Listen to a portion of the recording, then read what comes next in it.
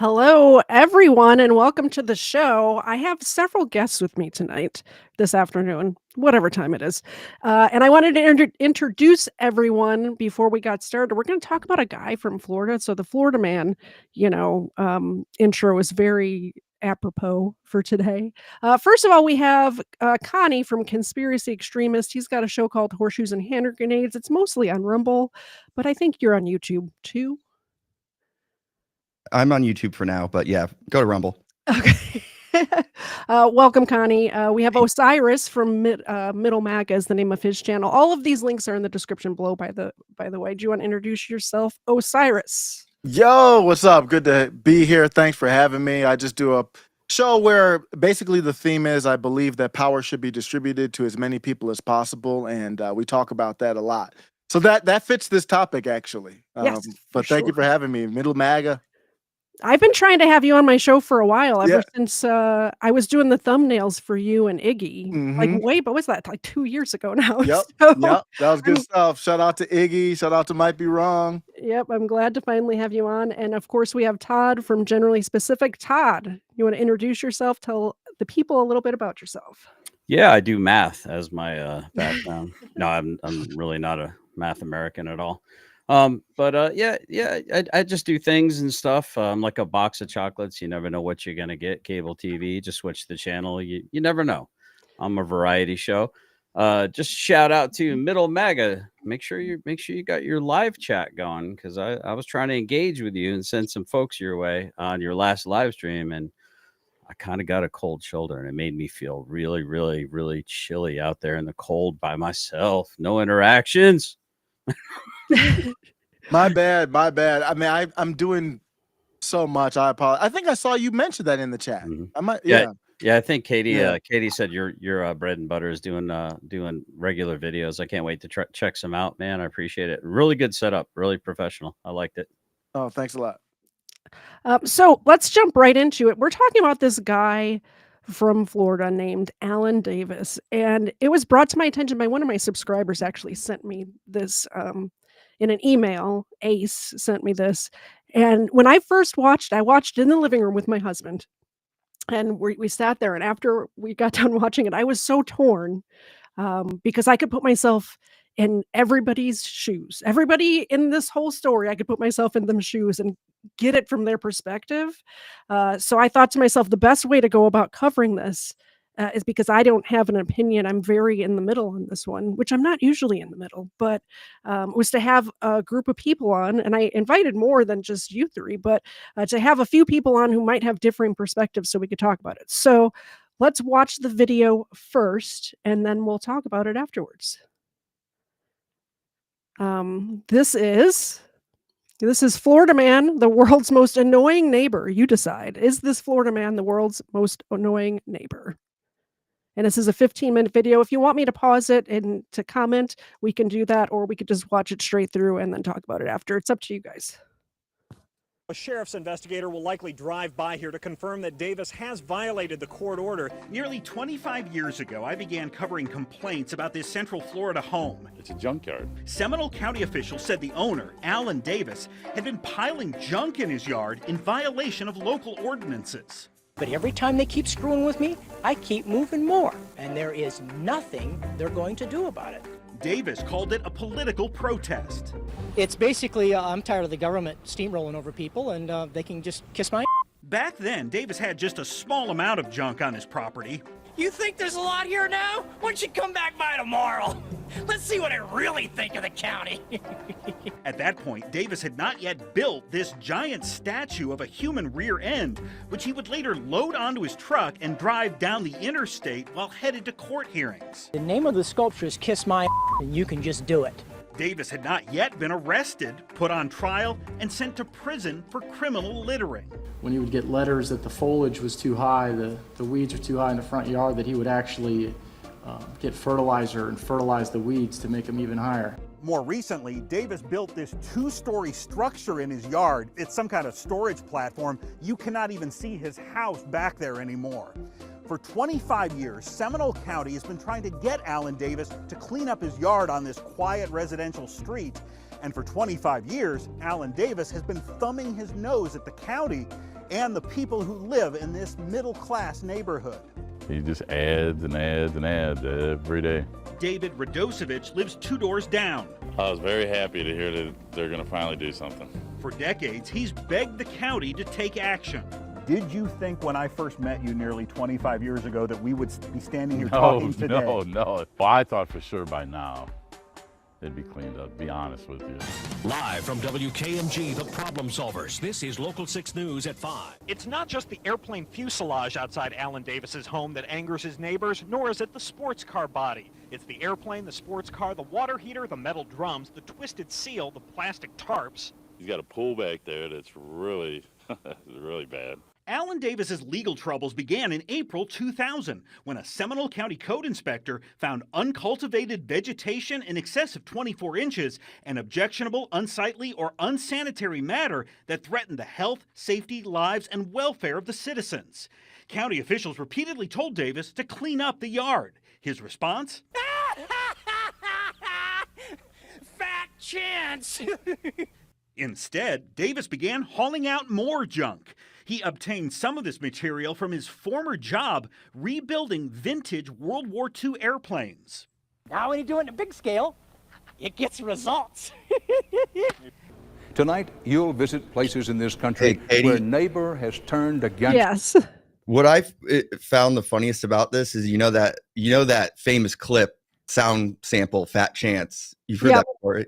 Like, Yeah. When I put those 2 and 2 together, I'm like, that is used all over the place. Yeah. Now I It's know- really hard not to like this guy, right? Is it just me? I really like this guy. So far. So yeah, exactly, so far. Neighbor. In 2002, the CBS News program 48 Hours featured the dispute as Davis began creating his most infamous display, a 6-foot-tall fiberglass sculpture of a rear end. At least one neighbor complained to the county that the statue was obscene, prompting a sheriff's deputy to pay a visit. He told me that he was going to remove my sculpture, and I quite flatly told him that he would have to talk to the Supreme Court of the United States. Davis also made mini sculptures that are mounted on bricks from his front yard. He then sold these online. Davis figured if people bought them, it's not junk, it's art protected by the First Amendment of the U.S. Constitution. Davis's antics prompted Playboy magazine to publish this cartoon depicting him annoying his neighbors. But it wasn't the statue that concerned county officials, it was the overgrown weeds and other unsightly junk. Seminole County's Code Enforcement Board eventually issued Davis a $13,000 fine, with an additional fine of $250 per day until the violations were corrected. But Davis refused to pay. They will not get a single dime. As you probably guessed by now, Davis does not live within a homeowners association. If he did, the HOA could have potentially foreclosed on Davis's home. But outside of HOAs like we are here, Florida's homestead exemption generally prevents debt collectors from seizing your primary residence. But other personal property like cars, furniture, and jewelry can still be seized and then sold at auction to pay off debts. Seminole County officials wanted to seize the junk in Davis's yard, in theory to pay off all his fines, but more importantly, to get this property cleaned up. So the county filed this lawsuit seeking to foreclose on Davis's personal property. We would ask at this time to have a summary judgment on the foreclosure issue. Mr. Davis? Your Honor, I object. Davis represented himself in court. He's not an attorney, as the judge often reminded him. I got to go to the law library. I got to call a friend of mine and find out how to serve a subpoena correctly. Whenever Davis went to court, he loaded his butt statue into the back of his pickup and drove it down I-4. As folks looked on in astonishment, Davis intentionally positioned the sculpture outside the courthouse in hopes that the judge would see it. I'm just going to keep fighting, and they can all just come kiss my. But Circuit Court Judge Nancy Alley did not buy the free speech argument and issued this court order allowing the Seminole County Sheriff to seize $13,000 of Davis's personal property. Soon, forklifts, hazmat trucks, and moving vans rolled into this neighborhood as workers began hauling away the junk. Neighbors watched in amazement. It's good that they're finally getting around to it, but it sure took a long time. This cleanup cost Seminole County taxpayers more than $9,000. But for the first time in years, the yard was clean. Davis vowed revenge. Wait till tomorrow. You think it's bad now? I'm gonna move more in. For years, all of this junk sat in the front yard of Seminole County's worst neighbor. Today, it all gets auctioned off. 2 months after the cleanup, Davis's belongings were put on the auction block. Do I hear a bid? Yes. What is your bid, sir? $50. $50. The winning bidder was John Weiser. This is a whole nightmare. He paid $95 for all of Davis's stuff. But little did Seminole County officials know then, Weiser and Davis were friends. Months after the county hauled away these vehicle parts and scrap metal, we found the same items right back in Davis's front yard. You look at the humor of the whole thing, you've got one little guy, one little smart that is just running them around in circles. Seminole County Sheriff did not find it humorous. I'm not concerned at all about what people's perception is. I have an obligation, responsibility to the people who live in the community to do everything we can to ensure that everyone complies with the law. Soon, Davis was adding even more junk to his property, including toilets filled with cactus plants. He made a new butt sculpture, this one tattooed with the name of the judge who ordered him to clean up his yard. Then Davis took his political protest to new heights, climbing on the roof of his house where he assembled these steel drums in the shape of a middle finger. The title of the sculpture is Salute to Seminole County, You're Number One. You're a first class, you know what? The frustration of his neighbors was bubbling over. Some secretly hoped that Davis would get struck by a bolt of lightning.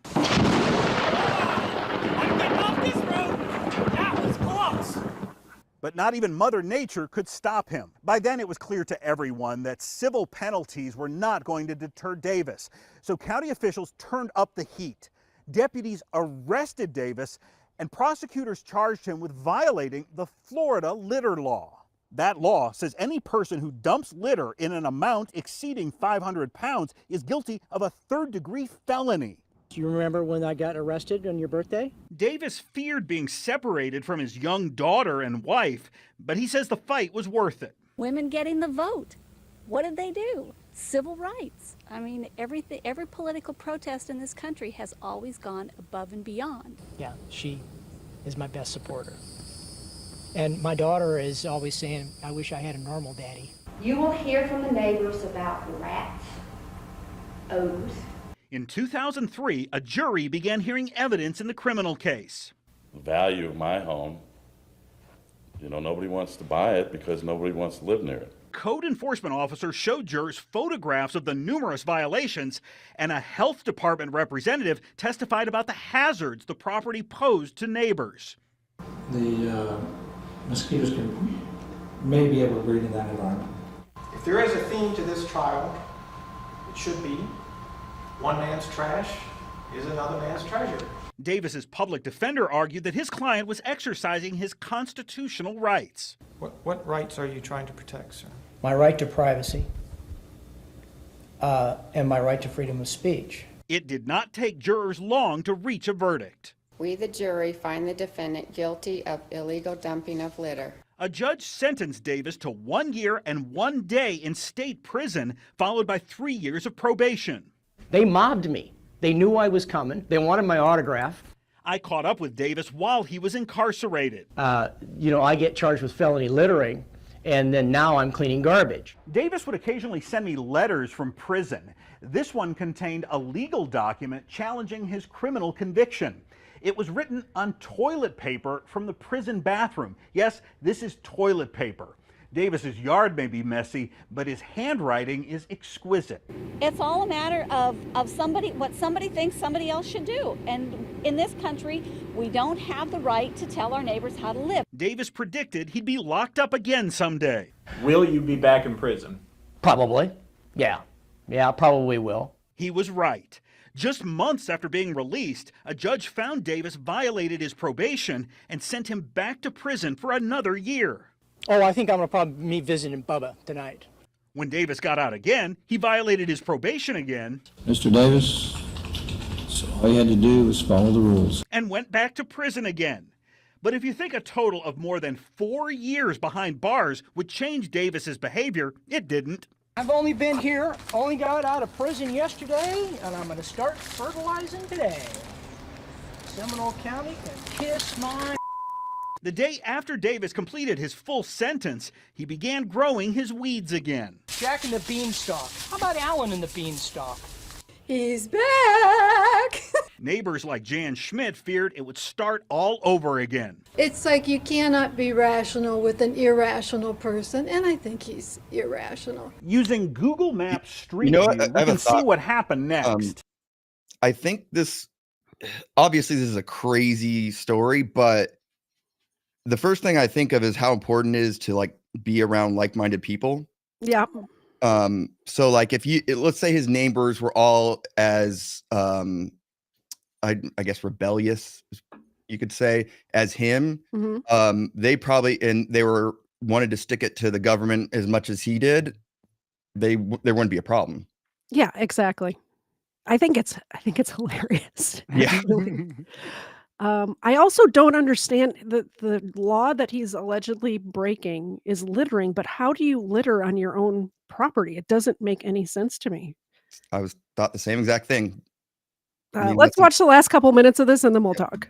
Well, hold on before we go. You have a flaw in the premise of your poll. Okay. Should he be allowed to visibly unalive little kittens in front of the neighborhood by dismembering them? I mean, whatever he wants. Well, obviously the poll I'm talking about Legally. now. Well, yeah, but legally, apparently having the stuff out here is illegal. I'm talking about having the junk on his property.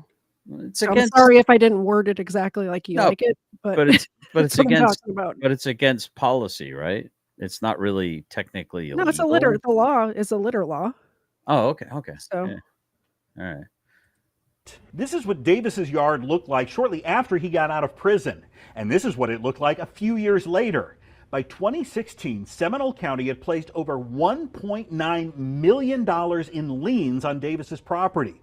Once again, the county obtained a court order to seize the junk, this time hauling away more than 70,000 pounds of trash and debris. And once again, Davis was arrested for felony littering. He pleaded no contest to those new criminal charges and ultimately spent another year in jail. When you look in this direction, yeah, it's a pretty neighborhood. Yeah, look, it's beautiful. And when you look in the other direction, junk. It's a junkyard. It's crazy. When Davis got out again in 2017, he began this new construction without obtaining the proper building permits.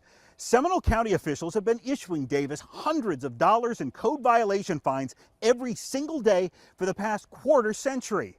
Davis doesn't care. I've been a renegade all my life. I don't like being told what to do. At age 69, Davis says his political protest is still underway. By his own admission, his yard is more cluttered than it's ever been. First off, people think I'm crazy. I didn't get into Mensa by being an idiot. Davis claims to be a genius with an IQ of 147. I could not immediately confirm that, but I can confirm he started building yet another butt statue, which he plans to drive around town again while delivering lawsuits to government officials. The county's issued you millions of dollars in fines for all this. It hasn't deterred you. Nope. They've seized this junk. It's all come back. That hasn't deterred you. You have had 2 criminal convictions. That hasn't deterred you. Nope. What will deter you? Oh, nothing. No, that's not going to happen. There is nothing in their ability that will deter me. So this is all against the government? Oh, yeah. It's baked. What about your neighbors? What about my neighbors? My neighbors have their own property. Freedom is freedom. If the government can tell you what to do with your property, you don't have freedom. Freedom has a look. This is what it looks like. This is freedom. This is freedom. This is freedom. For an intelligent person knows this is freedom. If you don't like it, you're free to go somewhere else. If Davis were to suddenly clean up his property today, and we know that won't happen, he would still owe the county a whopping $5.5 million in code violation fines. So how will the county collect all that money? Under the Florida homestead exemption we told you about earlier, it appears county officials would simply have to wait for Davis to either sell his home or transfer it to someone else. The county don't have our back. They just gave up on us. A county spokesperson tells me, quote, Seminole County understands the community's frustrations with this long-standing issue. Over the past 25 years, the county has pursued every legal action available under state statutes. Unfortunately, without changes to state law, our ability to enforce further action is limited. Did he win? Yeah, apparently. Congratulations, Davis, you won. What does Davis have to say about his 25-year history of violating county codes and annoying his neighbors? You can all kiss my. So that's the gentleman we're talking about today. And like I said, when I first saw it, I had mixed emotions. Yeah, it is. That's what freedom looks like. Yeah. I think this is a Ted Bundy situation. Like the point is fair, the way you went about it, maybe, or not Ted Bundy. Ted Kaczynski. Kaczynski. Yeah, thank you. I knew who you were talking about. Yeah. So let's go around the table and so Connie, what do you think? Well, just because of my nature, I'm on his side. Obviously I understand. I think someone in the chat said, would you be his neighbor? I don't care. I have my own property. I don't really talk to my neighbors, to be honest, but I do think my point to reiterate is, it's important to be around like-minded people. Yeah. Osiris, what do you think? Would I be his neighbor? No, absolutely not. But does that mean he did anything wrong? No, the system has worked. The laws were enacted. He says, I don't want to obey. The dude did what, 4 years? Yeah, and $5 million in fines. They haven't changed the laws to change what they can do with the fines. Mhm. I think, and I truly believe he is a genius. That handwriting on toilet paper, immaculate. I mean, that's not the only thing, but sometimes people who are really, really smart, it comes out in a wrong, in the wrong way. You're eccentric. And yeah, so there's nothing, he didn't do anything wrong, but from my standpoint, I don't think that's respectable. But if you're a neighbor and you don't like it, nobody's forcing you to stay. It's terrible that your property value might have gone down to zero, but that's life. Life is not perfect. Yeah. So GS, what do you think?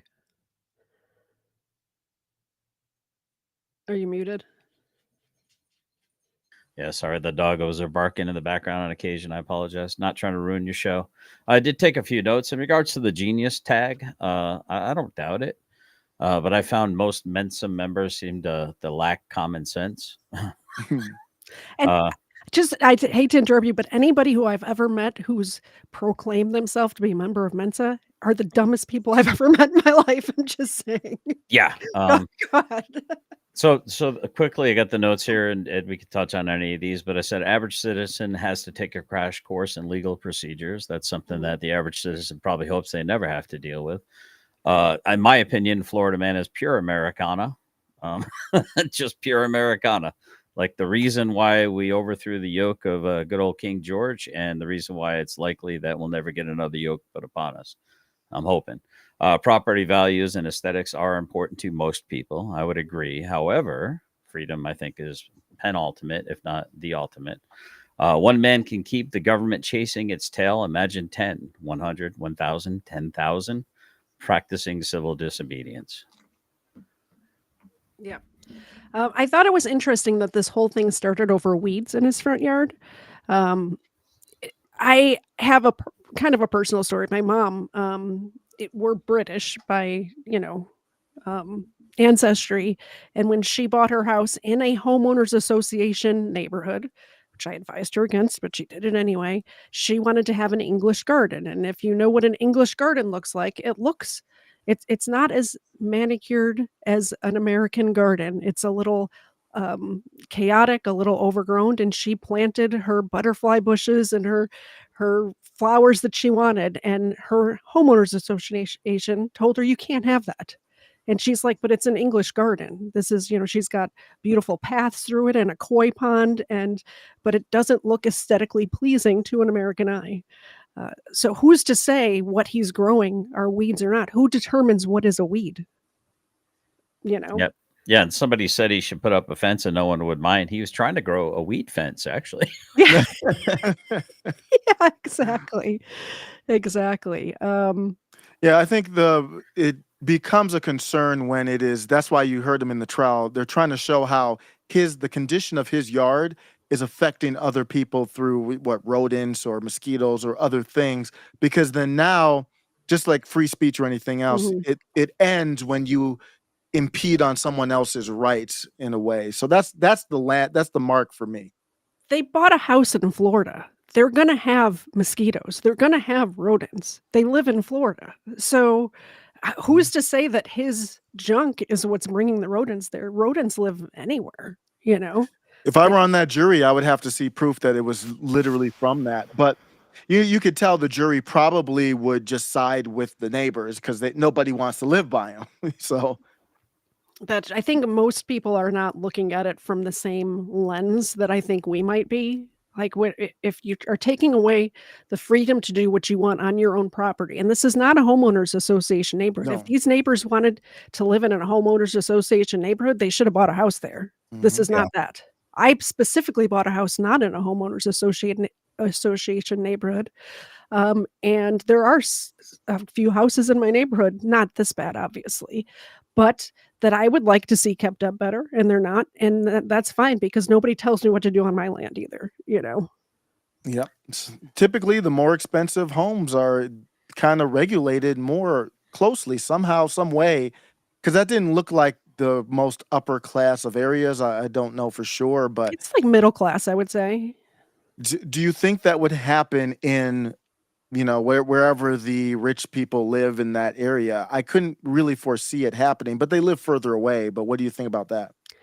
I would guess not, um, but it depends on what you're considering. If you're just considering rich as in have a lot of money, Mhm. it depends on where it is too. If it's in an urban or suburban area, probably not, but if you live out in the country, there's some really rich farmers who have lots of money who maybe do live like this, you know? So, Yeah. The other thing from it, to me, it shows the power of being ungovernable. Could you imagine if every American had the spirit, at least? I know that it doesn't look right when you look at the optics, but the spirit of defiance, yeah. like testing the law and willing to go to jail for it. If we were willing to do that, the whole country would be in a better place, really. Yeah. Yeah, Go yeah, ahead. middle MAGA. I'm glad you said that because it jogged a memory. If the price isn't your life, then you can be bought. I.e., we know what you are. We're just negotiating on the price. And it sounds to me like this man has a price, and that is his life. To include his life, liberty, and pursuit of happiness. He's willing to lay it all on the line. We need more Americans like that, not less, in my opinion. Another thing about the homeowners association, which is interesting because I do live in a homeowners association, and like everyone violates it all the time, and no one cares because it's not enforced because the community doesn't care. So I think this is kind of more of an example of, even though he's not in a homeowners association, if everyone around him, I don't know, has an issue, they're going to put force on him to concede to what they want. I think also if he was better friends with his neighbors, his neighbors might not be in this situation. Yeah. You know what I mean? Like, I wouldn't have my property looking like that because I respect my neighbors, you know? So, he obviously doesn't respect his neighbors. Yeah. What do you guys think about this litter law that he supposedly do you think that you can violate a litter law by having stuff on your own property?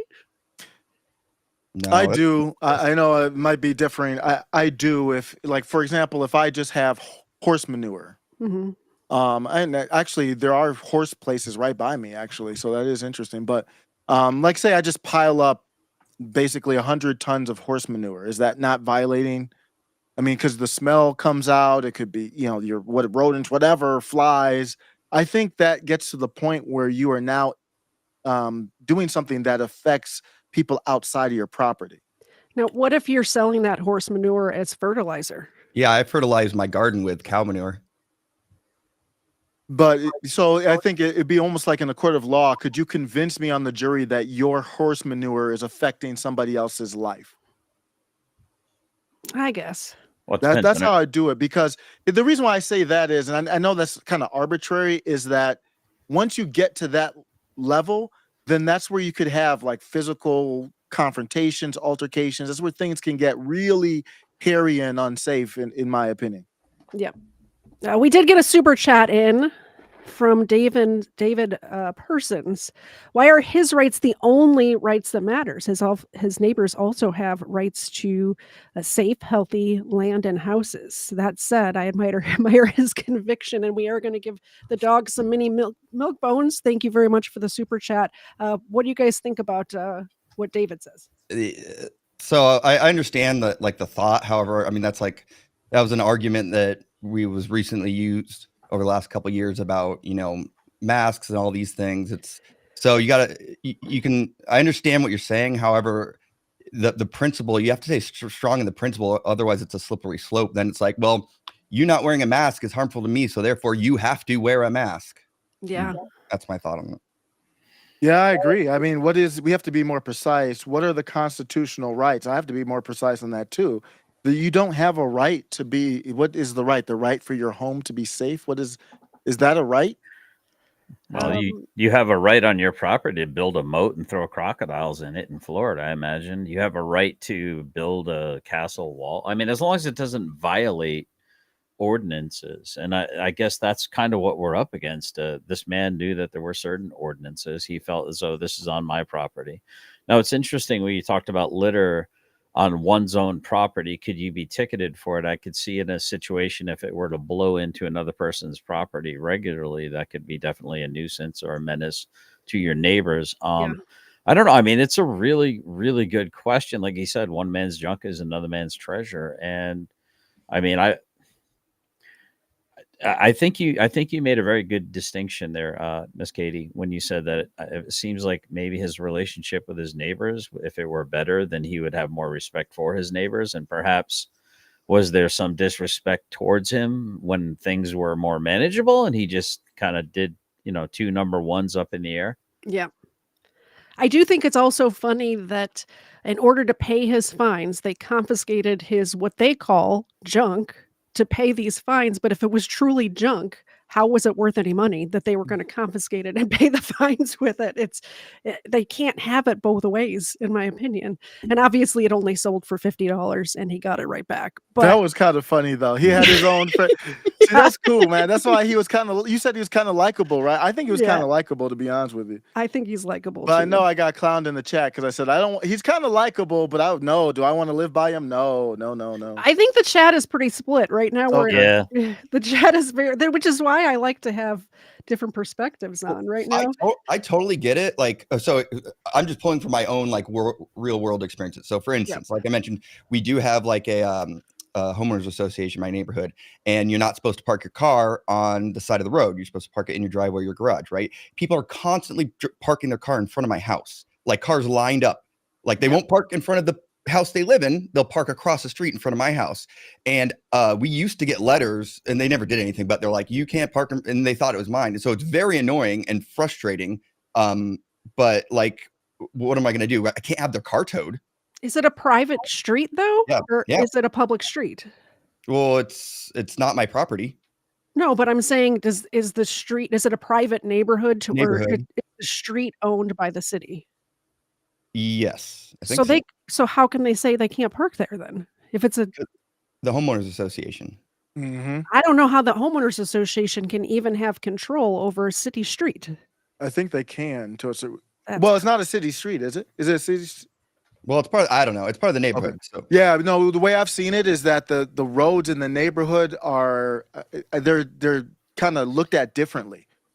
Because, you go through some, urban areas typically, or even rural areas where you see cars up on wood and, they're working on their cars in the street. Mm-hmm. A lot of HOAs don't allow you to do any of that in the street or not.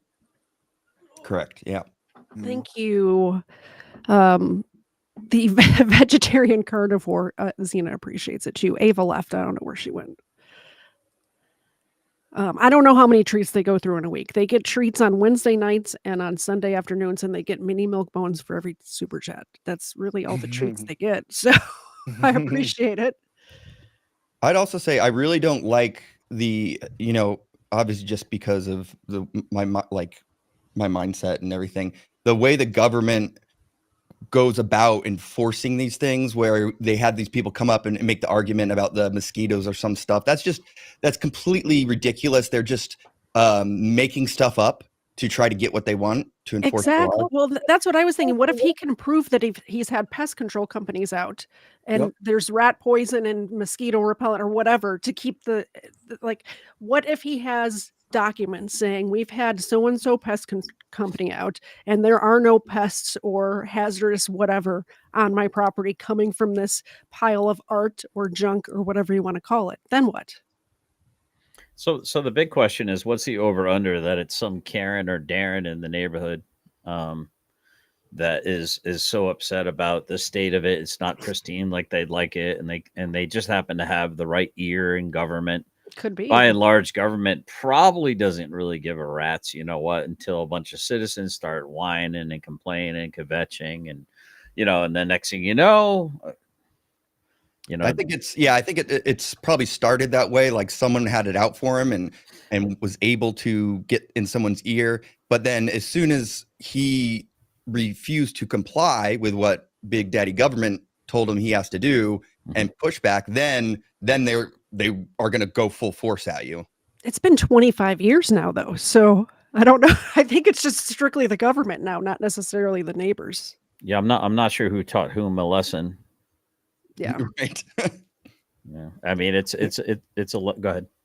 Oh, no, I was going to say, I mean, looking at it constitutionally, I don't think there's anything here other than maybe the Fifth Amendment when you're looking at private property rights. And so this is almost like, I don't want to call it a loophole, but I've never really thought of this scenario before. It's pretty crazy. Yeah. You mean the fourth? Is it the fourth? I'm sorry, I might be wrong. The right to not be illegally searched and seized without proper writs of assistance or warrants. Well, what I'm trying to think, what fifth is a right to remain silent. Oh yeah, I plead the fifth. Yeah, you're right.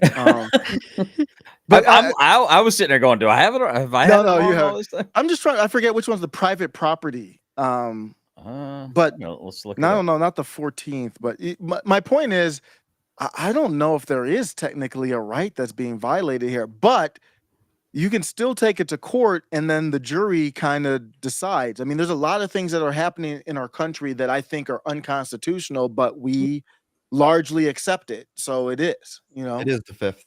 Okay. Is it the fifth? Yep. There's more in it. Not be taken for public use without just compensation. All right. Awesome. Yep. So I think this is 100% a Fifth Amendment, and too bad it didn't go to. Would this go to the Supreme Court? I'm surprised it hasn't. I'm surprised it hasn't yet. Yeah. So I have an interview pulled up with his wife. If you guys want to watch that. Yeah, for sure. So this is just 6 minutes long, but let's hear what she has to say. They interviewed her while he was in jail or prison. Of rulings from the Supreme Court of the United States, but Mr. Sheriff Asslinger obviously thinks that he's above the law. He always has, he always will. I mean, Johnny Polk would be rolling over in his grave if he knew what Asslinger had done. When did you find out about this? Did you hear it? Yeah, I heard it this morning. Yeah. Were you sleeping? I was in bed sleeping. Heard all this commotion. Came out here, and I mean, this is unbelievable. Why do you think that they don't have this right? Or why do you say they don't have this right? I know they don't have the right. And the 11th District Court of Appeals in Atlanta already ruled in Marlette versus City of Jacksonville. But it doesn't matter. And they've got, Pamela Taylor's got FACE, and she thinks FACE is going to protect them. FACE teaches them how to violate the Constitution of the United States. And if you don't think that's the truth, you better read some of their literature. I always ask this question anytime we talk to you folks, because a lot of people, this, I think a lot of people would not assume is trash, but how is this not trash? How is this acceptable? It's on my property. I have no contract with the county, with Seminole County. When Seminole County has a contract with me, then I can live up to their standards. Until that time, I don't care. It's my property. I'm making the payments. If my neighbors don't like it, like the real estate bitch down the street, if she doesn't like it, she can come buy it. But she moved in here afterwards. And Mr. formerly Ponytail, I mean, if he doesn't like it, he moved in afterwards. If he didn't like it, why did he buy here? But what about the people who already lived here? Do you think anyone's going to buy their house with this? The people on the corner just did. The people across the street bought here a couple years ago. The guy next door to him bought that property. I mean, if this is such a terrible eyesore, why are these people paying top dollar for their properties? Are they paying top dollar? $235,000 for the house on the corner, or $215,000, I think. Excuse me, for a house built in 1971 that's a nothing house? Excuse me, I find that to be quite expensive. So you don't think all of this is doing anything to deter people from buying houses on the street? Not at all. And this started the week that we moved in 1987. We had 2 box trucks moving our stuff here. The president of the so-called Homeowners Association called our place of employment and said, you get those trucks off. We're moving in, for God's sakes. 1987. Do you want to go somewhere where it's a little bit quieter? Do you want to go inside or? No, we outside. Stay out here. Yeah. Actually, now that thing's back there, I think we're fine. What do you make of all these people doing this, coming on your property? I think these what do you people. Think they should? I think these people have no clue. And the people. Let me put it to you this way: in the trial in 2003, when that jury decided Alan's fate in 20 minutes, picked a foreman and decided his fate in 20 minutes, they had absolutely no idea what they were doing. Because if you read the laws of the state of Florida, first off, felony littering is a commercial offense. But the state attorney's office decided they were going to apply it to a private residence. Okay, so the law reads that if it violates any other law or offense, if it's more than 500 cubic pounds, something to that effect. Okay? What violates the law, the way they got it was on a nuisance. And that nuisance is if it could potentially contain a teaspoon of water that could potentially breed flies, mosquitoes, or arthropod, and could be injurious to the public health. Okay, you can't have a tarp. Home Depot, Lowe's, all these other stores, they can't sell tarps because they could potentially hold a teaspoon of water. Now, are they going to make Lowe's, Home Depot, and all these other stores stop selling tarps? You can't even bring your vehicle onto your property because it violates the laws of the state of Florida. So you think all these laws need to be cleaned up? These laws needed to be cleaned up a long time ago, and what about the yard, though? Jeb Bush, Charlie Crist, Rick Scott, all these governors don't want to do a damn thing about it. What do you think should happen to all these people who are on your property right now, taking your stuff? I think these people are pawns of the county. They are just doing what they've been asked to do. The sheriff's department, on the other hand, all need to go to jail. And Pamela Taylor needs to go to jail, and all these other code enforcement people need to go to jail because they know how to violate the Constitution of the United States, and they don't give a crap. What did Alan say this morning? Did you call him and tell him? I called him. He's just they want to arrest him again, and that's the whole thing. They want to arrest him. So he's not coming. Why should he come? He's not, I mean, he's been on the phone with the governor. He's been on the phone with county commissioners. Have you ever thought about moving and just getting out of here? No, because that is exactly what Seminole County wants. Seminole County wants to be the bully and make us move. And that we won't do. Well, at this point, I don't think they can move because they're going to take all of the money from their home, right? Yeah. What really breaks my heart with this is once these people pass away, they'll have nothing to leave to their child, there's a daughter involved here, because the county's going to take their property immediately as soon as it goes to try to change hands. So, Yeah. And what she talked about with like them utilizing this law that's not supposed to be for this. I mean, unfortunately, people, they do that all the time in things. Oh yeah, for sure. And they just manipulate the interpretation, right? Because that's what it comes down to, interpreting the law. Is they manipulate the interpretation, and they do mental gymnastics to be able to utilize a law to engage force when they shouldn't be able to. Yeah. So exactly. I did want to make a quick correction, if I may. With the Fifth Amendment, I'm educated on this now, I guess. That has to do with eminent domain, I believe. It's when the government's trying to take your private property for public use. Now, that's not what's going on here. It's for the public health and welfare, maybe. But the property that they're trying to take is considered. So it says, the United States dealing with private property, specifically stating that private property shall not be taken for public use without just compensation. That this is a category area. This is not what's happening here. This clause ensures that the government, if the government takes private property for public use, it must provide fair compensation to the property owner. Now, what made me think of it is auctioning off a bunch of quote unquote junk, or what people think junk, fair compensation if they were doing eminent domain? You know what I mean? Like, because nobody really wanted to pay anything for that. You know, so it's interesting. But now, how did they determine what fair compensation is? They just kind of like slap an auction together and don't really advertise it. They don't estimate the prices of any of this stuff. So I mean, there's a lot of interesting questions here, and I think the reason why she probably, what's the over under that her house is like a episode of Hoarders on the inside? I was thinking the same thing. If the outside looks like that, I don't even want to see the inside. I bet you the inside is clean. You think so? Yes. I don't think so. I don't think so. Because it's a political. You know what? Political thing. The way he wrote on that toilet paper. Yeah. Yeah. Yeah. You have a point. There's a chance. There's a chance. Do you think she was just being flippant, or was there like a chance that they could have been bought out? She said something to the effect of this real estate lady could have bought the house if she cared. Didn't she say something like that?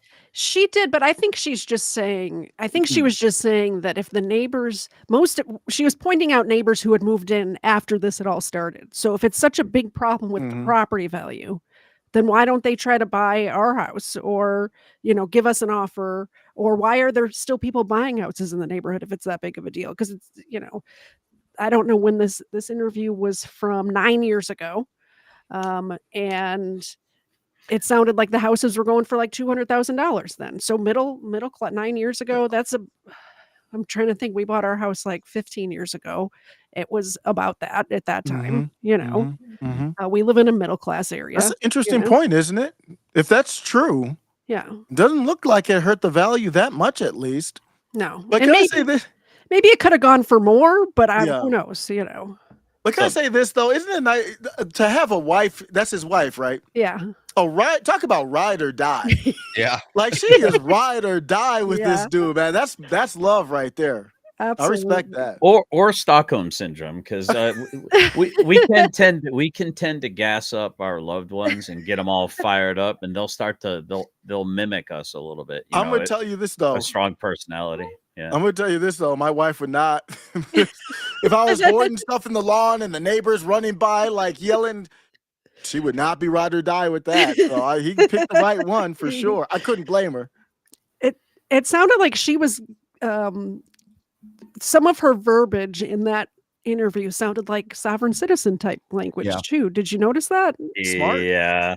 Contract. So interesting. I was low key kind of impressed because they could hire out people like this to go into certain neighborhoods and just trash the heck out of the property value, and then you could get a conglomerate to come in and swoop in and then buy up properties cheaper.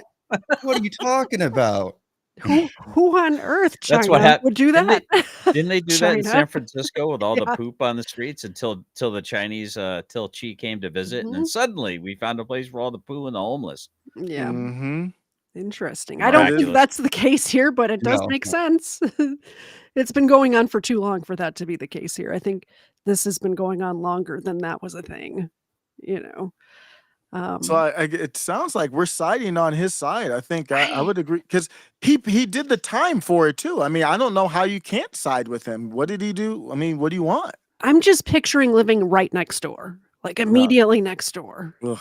And I'm inviting them over for a barbecue, bro. I totally would too, but I mean, I just wouldn't wanna I don't know. So this is my view on this. So we all have like a red line. For instance, for me, like I have I have a huge garden. My backyard is basically all a garden, right? And I grow a bunch of food out there. And I built like essentially in Arizona, it gets too hot in the summer. I built a sunshade to go over it, and it does exceed like my walls. So you could make the argument that that could be an eyesore. My neighbors don't like looking at or whatever, right? So, but if someone were to tell me that I can't have that, I would push back against that. Now, I think what this guy's doing is he's basically doing the same thing except to the way extreme. That's why I don't think like he's a messy guy. I think it's pure political, and he's an extremist when it comes to making the point. Well, he's obviously a talented artist. Did you see the statues he was building? I mean, what did you think about him putting that in his pickup truck and taking it to court? It proves your point. He's defiant on obviously, clearly. Yeah. It's really, I mean, that is the American spirit. I mean, there's nothing more American spirit to me than that act of defiance in kind of defense of your own rights to do what you want to do. Yeah. So, all right, let's rewind. Let's rewind and pretend that there was a moment and Kamala won the presidency. And 3 years after that, the United States of America collapsed, and it was an S hits the F scenario. Imagine the resources that guy has sitting in his yard for trying to purpose out, and parts and all kinds of steel and rubber and all the different things I mean, listen, man, everything's great, and while we're all in this bubble wrapped, everything's hunky dory, and there's still food on the shelves, even if it is expensive. But when you get an S hits the F kind of scenario, dude, that would be an asset, man. Are you kidding me?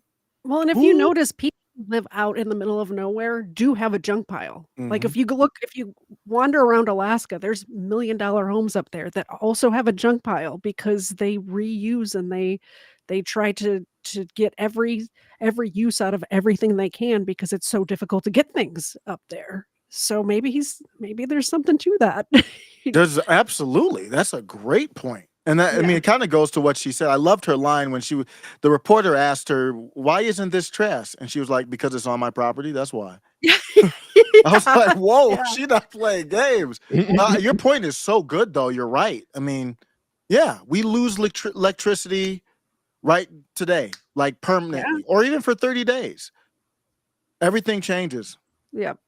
Well, I mean, I sit there and I look in the neighborhood where people are cutting down trees. Matter of fact, we just had some nasty weather come through not too long ago here in Kentucky, and I'm going to be helping my neighbor kind of clear a split tree there, kind of clean it up a little bit. And I'm like, I'll take that wood. Now, I've got 0.3 of an acre here in the city, but like you said, to your point, the electricity goes out. That little outdoor Dutch oven that I have. That might be the only way I feed my family or heat up water or is having that extra wood. Now, what looks to be a menace, or not a menace, but a nuisance, extra pile of wood is an asset. It's about here too, but you can also do all kinds of stuff with that wood. You could do hugel culture, I don't know if you're familiar with hugel culture, but you'd have the bits of, it's basically a German technique of building up soil. So you start with logs and stumps and stuff and leaves, and then I do that with my garden. Yeah, exactly. Yeah. So I mean, these things are assets. Matter of fact, heck, I got chickens. You put some of those big logs down there, and you just roll them every day, and there's worms and bugs. That's free protein. Yep. It's interesting though how we've been so bubble wrapped and so cushioned in America that we don't know what it's like to have to tighten our belt, and we're starting to get. But hopefully we can pull up from it. Yeah. We have a whole corner of our yard that's just, we got a new deck over last summer, and it instead of having the company take the old deck away, it's just piled up in the corner of we have like over an acre. So we have land, but it's just back there. It's, it will either rot down and become really fertile soil, or we'll use or burn the wood somehow. But yeah.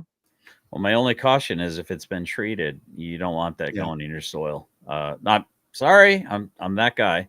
I don't put anything. Like I don't spray. I've got a little mini orchard. I've got some grapes. I've got my raised garden beds. Fertilizer even is like coffee grounds, ground up eggshells mixed together. Yep. You know, I mean, I'm just or I'll do like anyway, we're not doing that. Compost. I got red wiggler worms that. Yep. That's what I need to learn to do. Yeah. Well, this kind of went in I don't know what's going on. Now it's like a homesteading conversation. What do you grow for food, Osiris? We don't even have a garden right now, but we used to do tomatoes. My mom, man, she has a green thumb, but she would have corn. It wasn't a big farm or anything, just like one stock or something like that. But squash, corn, all kinds of stuff. They composted everything basically that they could, and that soil was just immaculate. We would have deer coming through to try to in a suburban area, not rural, but because it was nice. We had groundhogs and all kinds of stuff. Because when you start building up, she had an apple tree in Cleveland, Ohio. My mom had a plum tree and a peach tree. Now we didn't get that much fruit from the peach, but she did get a little bit. I mean, she just had a green thumb. Yeah, we have peach tree. We had 2 peach trees. We have one now. One of them got struck by lightning a couple years ago. But we have blueberries that come back every year, raspberries, and then I have a couple of raised beds that I've grown different. Usually tomatoes. We go through a lot of tomatoes and cucumbers and stuff like that. Easy to grow. I have an area that I tried to grow potatoes. It didn't go very well. We might try it again this year. So.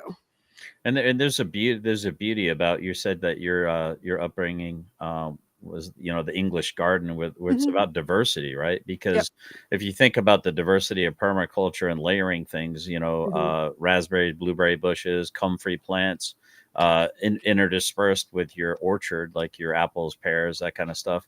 What it does is it creates a biodiversity that not only you're bringing in certain predators that are going to feed on those pests. But if you're in this monoculture, like all apples, and just some blight comes along, you might not have the predators that are going to be there attracted to deal with the pest pressure. So my wife commented a couple of years ago, she's like, she just loves sitting out back when it's right there, when spring is sprung, birds. And she's like, there's so much diversity back here. There's a cacophony of just amazing sounds echoing right from our property. I highly recommend it. Ecosystem. Ecosystem. Exactly. Let's get back on track and take a look at his trial. A Seminole County resident, he is known as the Junkman, pled guilty to violation of probation, but then apparently he took it back. In February, Alan Davis was ordered to clean up this mess in his front yard, but code enforcement officials say he never did. Channel 9's Jeff Coolidge was inside the courtroom all day today. And Jeff, this case never seems to end, and it's been a wild day in court.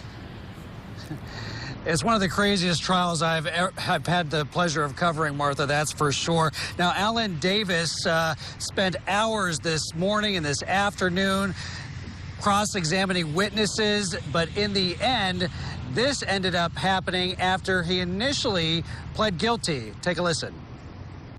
That's what I told you, sir. I'm not playing games. Okay, I'm going to withdraw my plea. Let's just have to. He withdrew his plea, and it appears that the judge was leaning towards jail time for Davis for violating his probation when he changed his mind.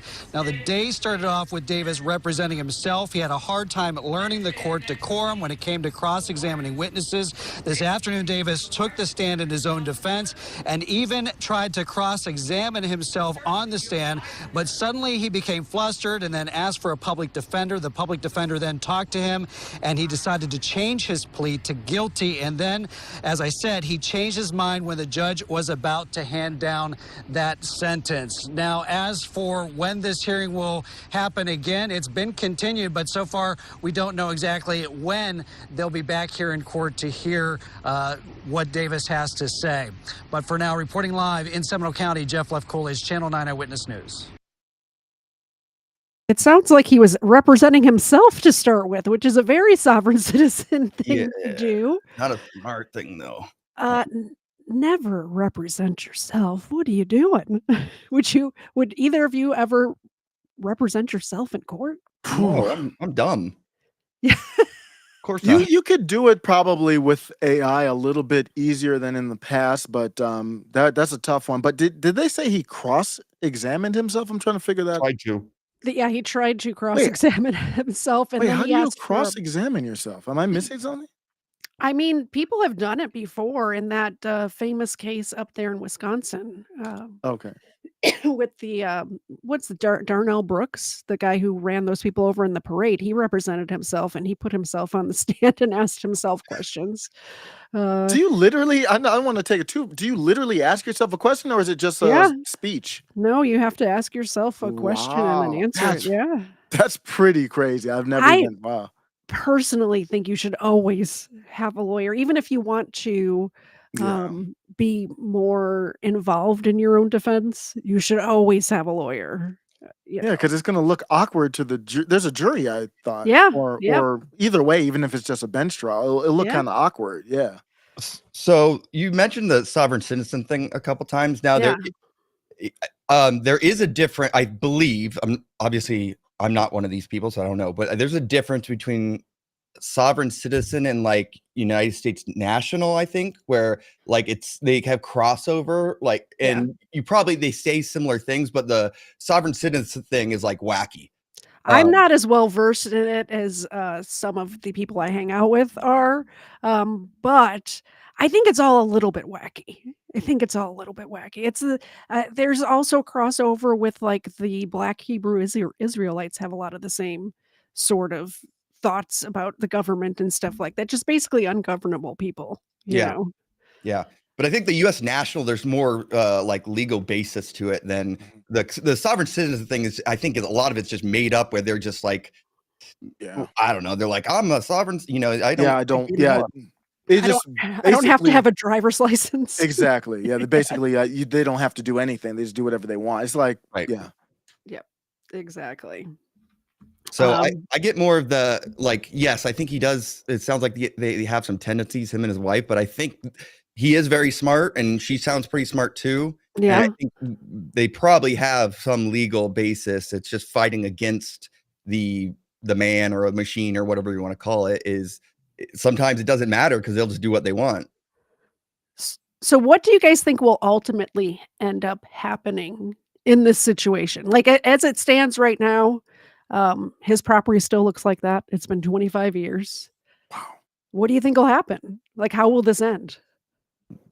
I think it depends on who's in the leadership, like leading the charge on the government side. So like if it goes high enough, like I've seen there was a story about a guy's, it's kind of similar except he was just like a minimal needs guy. So he collected rainwater, he used candlelight in his house. So therefore he was not going to pay for electric bills or anything, but apparently you can't do that. You can't just be on your own in a city. Maybe in the country, but he's in a city and he's like, I prefer candlelight. I collect water and drink it from the rain. And they ended up manipulating a law, of course, that got him evicted and they stole his home. So, wow. Yeah. When That's crazy to me. Just like they say, like laws are only as strong as if they're enforced, right? Like if there's a law that's ridiculous, it's just an old law that we just don't like follow and cops are like, this is stupid, I'm not gonna arrest you for this. It can go the other way too, where like if it's not a law but there's enough force from the people in power, they can do whatever they want in a way. Force is a big thing. The people with the guns have, the people with the guns are the government. And with the biggest guns are the government, and they can basically do whatever they want, and that's scary. Well, It's it's a like scary world to live in. Yeah, like what Dave Smith, Middle Maggie, I'm sure you know Dave Smith. He has this saying where he's like, the government is essentially a monopolization on power, right? And so if they want to execute that power and and there's not enough resistance, they'll just bulldoze you. Yeah, I think it's smart that the government has not overstepped too much, other than they stepped on his property, but I think it'd be good to negotiate something. You got the 5 million whatever fines. I think the most likely is he lives on until this is over. I mean, if you're Yeah. going to jail, you're not being bought out. But the happy ending that I would like is to see a negotiation and just say, hey, we'll buy you out and you got to move or whatever. Keep it, I don't know, whatever the negotiation is. And then you keep on moving. I think Yeah. a fair thing would be, we will waive the $5 million in fines if you clean up your property. And then once his lifetime is over, he'll have that property to either sell and pass on, to have some sort of generational wealth to pass on to his daughter, or she could live in that house, whatever it happens to be. But what I fear is that he's going to pass away and his wife and his daughter are going to be homeless because the government's going to take his house.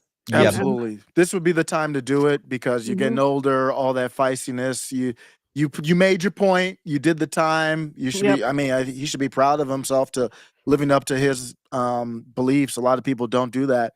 And he could proudly buy himself out a negotiation. You can't, as a man, leave your wife and your daughter with nothing over the principal. You know what I mean? What's the principle at that point? Well, It sounds like that's what he's going to do, though. I think I know what he would say to that.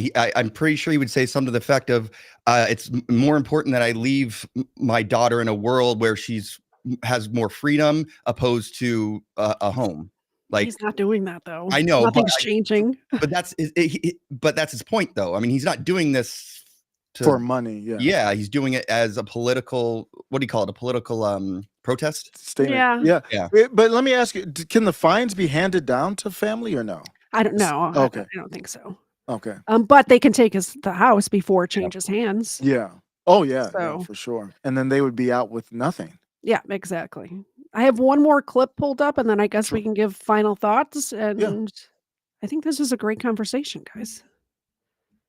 I don't even know what this one is that I have pulled up. This is the most recent. This clip is just from a couple of months ago. So, well, longtime Central Floridians may recognize this infamous sculpture. How could you forget it? It was built by Alan Davis, known to some as the Seminole County Junk Man. For 25 years now, Davis has been piling junk in the front yard of his home. It's been quite the drama. He's racked up millions of dollars in code violation fines. Yes, millions. And yet, as News 6 investigator Mike DeForest shows us, Davis continues to annoy his neighbors with his unsightly yard.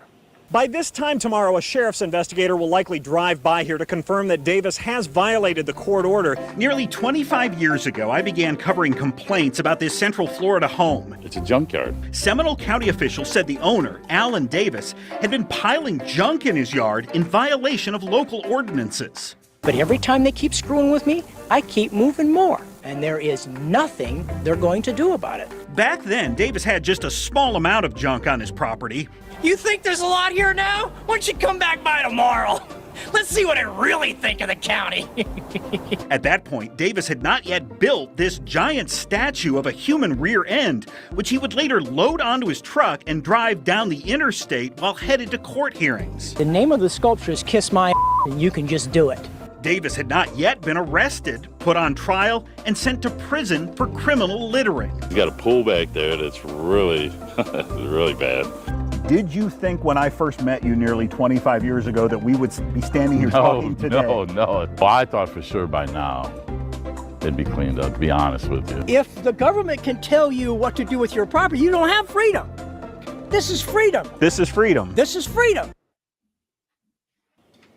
Alan Davis's 25-year history annoying his neighbors with his junk is simply too wild for us to tell in a short TV story. That's why we've put together a mini documentary about this ongoing neighborhood dispute.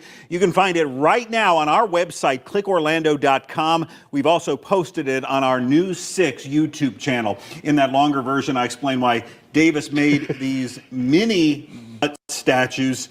I will tell you, he did have a legal strategy behind it, or at least he thought he did. It's fascinating. That's been on my desk for a very long time. 20 years. He always has to tell the story as people walk by. So you've covered this for many years. I watched the documentary. It is worth your 15 minutes. Let me tell you this because I missed a lot of the story. It happened so long ago. Has this affected neighbors who are trying to sell their houses?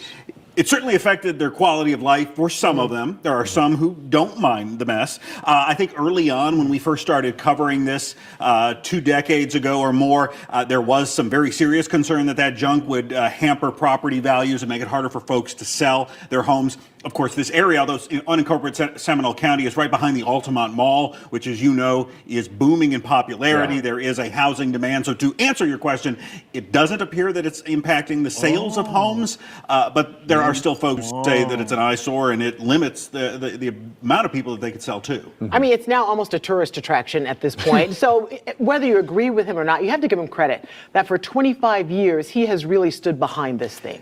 Well, and that's the thing, is the county has tried, and they say they've tried all the tools that they legally have to try to stop this. Fines. He's been fined millions of dollars. He's not going to pay it. And so that doesn't bother him. He's been to jail and prison twice now. Wow. A total of up to 5 years, I think I calculated, in custody. And that hasn't deterred him. So what will, right? He says he nothing. says nothing. Yeah. Yes, which it's fascinating to see. He believes in his plight. That is for sure. Yes, he does. DeForest, watch this thing. It's so good. All right. So it sounds like it's not hampering house sales. So now what's the problem? I don't know. That's a great question. Because if it's all these rats and rodents or whatever, it doesn't seem like it based on that. Exactly. So who's he violating at this point?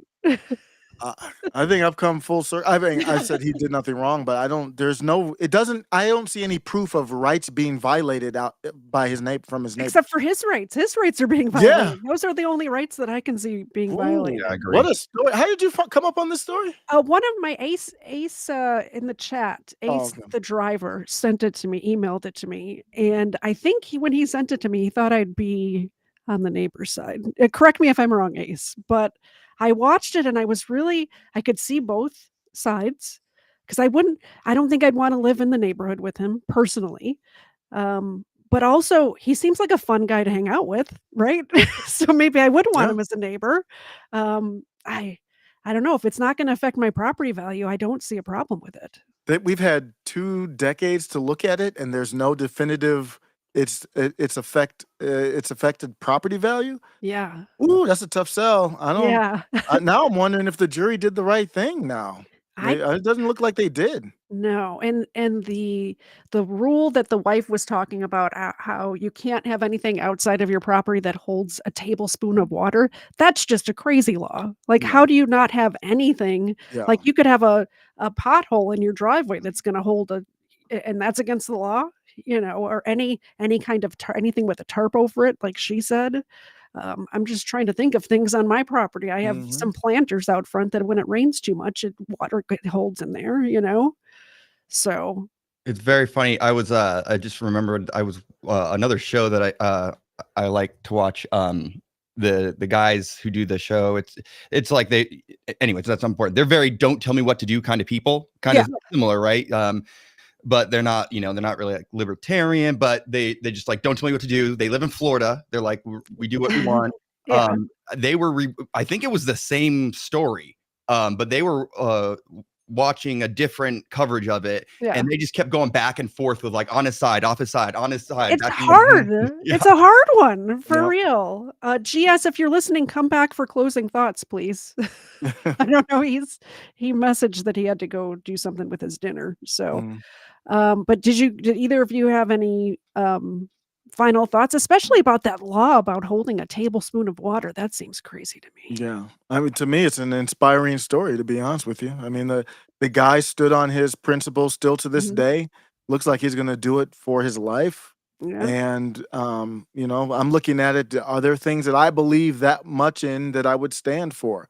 So I have to look at that. I don't know. 5 years is a long time. Yeah. Yeah, I would say, so I'm a father as well. And you have a gaggle of kids, just like my co-host KFARR does. Kids. Yeah. But I would and Elon Musk too. I mean, not that many. And mine's with one woman. But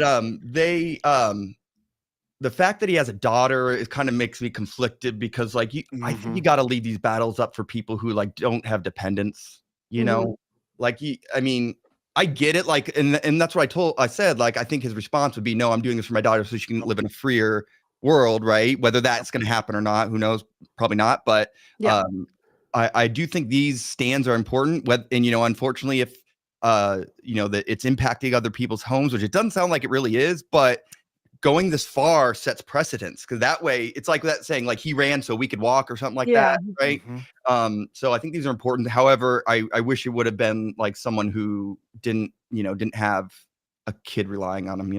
Missing 4 years with Yeah. your father is horrific. Yeah. Oof, that's a tough one. Yeah, Because he well, put that principle above his 5 years with his daughter. yeah. Mm. Yeah, that's kind of I do find it interesting too that he bought a house in unincorporated Seminole County. So it's an unincorporated part of the county that looks delicious.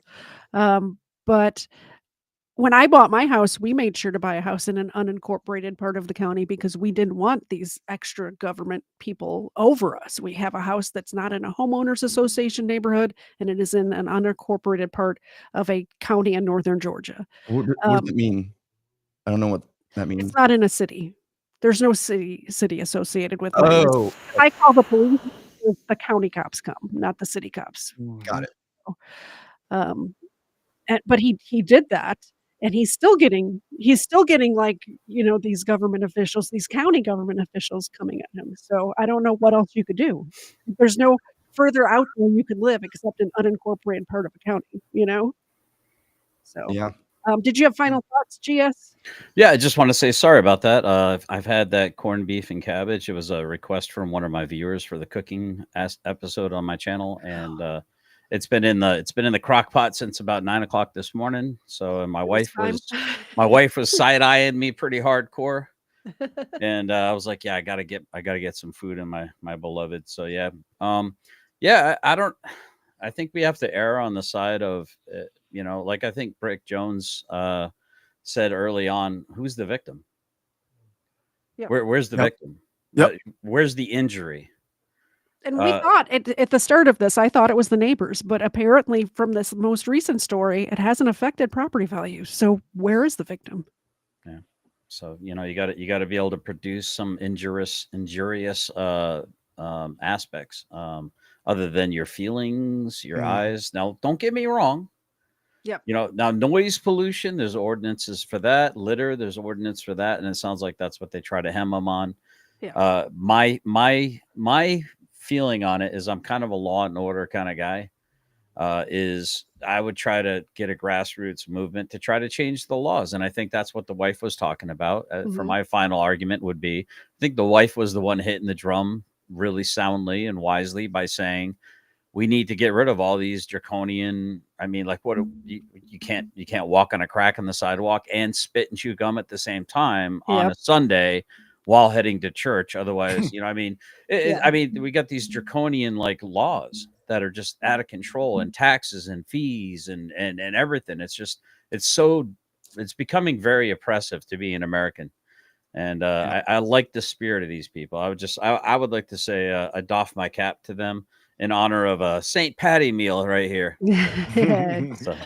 So the audience, I asked at the beginning when we first started, should Mr. Davis be able to do whatever he wants on his property? And of course, GS had to bring up, oh, does that mean murder kittens? Actually, yeah, if there's stray cats on his property, he should be able to murder them, in my opinion.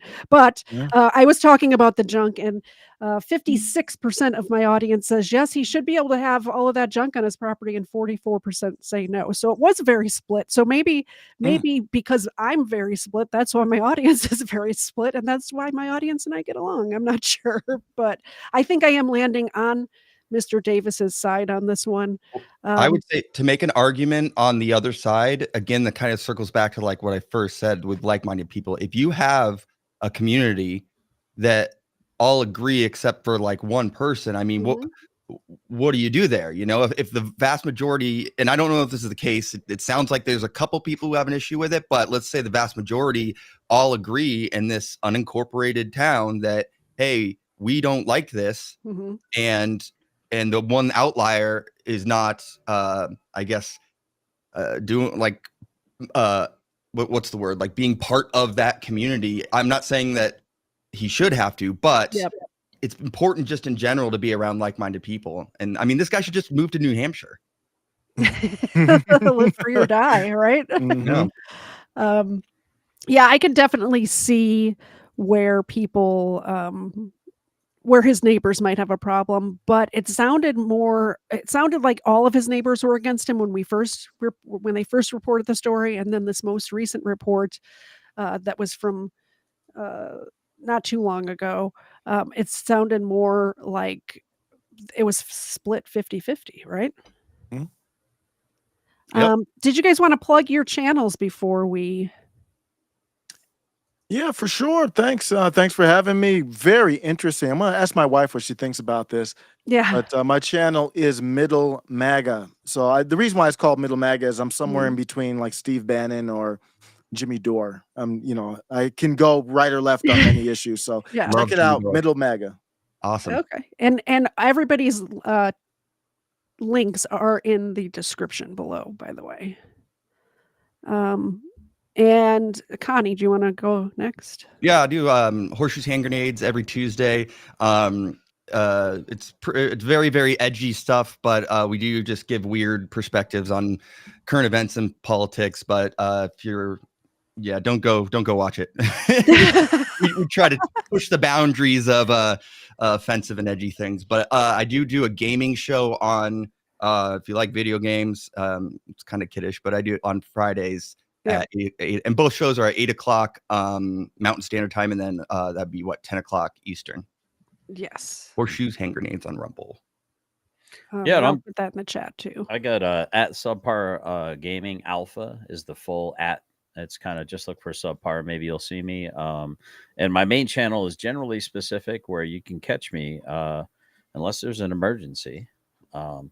At 9 o'clock Monday through Friday. I chose that time, 9 p.m. Eastern, so that I could say you can catch my show at 99999. And so just to tick off the libs just a little bit more. By the way, I voted no, and I would love to have expounded a little bit as to my thought processes. I don't know if anyone else in the panel wanted to opine. I don't have a hard time. Go ahead if you want to. Well, my food is getting cold, so I won't keep you guys too long. But I don't know. I just thought I thought that there should be limits to what one does in the presence of others. Now, there's a danger. What's the gentleman's name right above me? There's no name Connie. tag. Connie. All right, sir. There's a danger in ad populum. There's a danger in a democracy. That could be two wolves voting on what's for dinner amongst the sheep. Or it could be everyone in your neighborhood decides that, well, we collectively got together and voted. Well, Connie's got too much stuff in his backyard, so we each get to go take a wheelbarrow full of it home, and you can't do nothing about it. So there is a danger in having a collective thought. I understand what you're saying, and it makes sense. It's called continuity, right? Continuity of community, right? And it's pretty important. But it can be dangerous if you're that outcast, right? Especially if we claim to be the bastion of freedom, the beacon of light in the world. Yeah, I understand what you're saying. Like, I have really strange politics personally, like between like fascism and libertarianism. Yeah, it's dangerous. I also know the world we live in, right? So like, I mean, there's human nature and things like that. But personally, I wish, everyone just thought the exact same as me, and everyone left each other alone and did what you want to an extent. But yeah, I agree with you. I understand. Yeah, there's two types of people in the world. People want to be left alone, and people won't leave them the F alone. You're right. So, all right. Thank you so much, Miss Katie. Yeah, you're welcome. Thank you all for joining me. I appreciate it. I'm going to play the outro music, and if you want to hang out and chat afterwards, you can. If you got to go, you got to go. I get it. Thanks for coming, everybody. Join me again Wednesday at 8 p.m. with KFARR, where we'll have another episode of Booze and Body Cams. That's the next time you'll see me. Have a great week. Until then, bye, guys.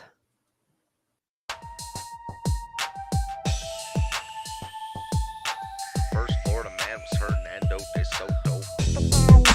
First Florida man, Fernando de Soto. First Florida man was Fernando de Soto. Won't you so loco? Show off your photos, throw out your Twinkies, throw up your ho-hos, tuck in them pinkies. Them shits a no-no. The first Florida man was Fernando de Soto.